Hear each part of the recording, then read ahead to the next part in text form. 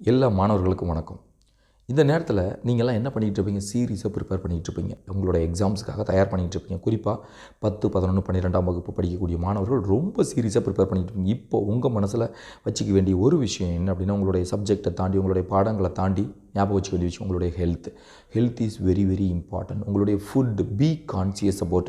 Oil ஃபுட்டை எடுத்துக்காதீங்க. இந்த பலகாரம் சாப்பிட்றது, பப்ஸு சாப்பிட்றது, கூல்ட்ரிங்க்ஸ் குடிக்கிறது, ஐஸ்கிரீம் சாப்பிட்றது, இதெல்லாம் கம்ப்ளீட்டாக அவாய்ட் பண்ணிவிடுங்க இந்த எக்ஸாம் முடிகிற வரைக்கும். ஏன்னா உன்னுடைய ஹெல்த் பாதிக்கப்பட்டுச்சு பிறகு உன்னுடைய கான்சன்ட்ரேஷன் எல்லாம் வயிற்று மேலேயும் உன்னுடைய தலை மேலேயும் இது மேலேயும் தான் இருக்கும். உன்னுடைய புக்கு மேலே கவனம் செலுத்தவே முடியாது.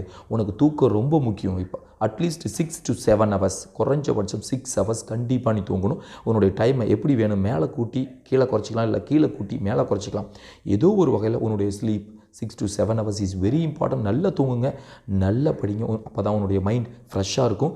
Take care about your food. That is very very important.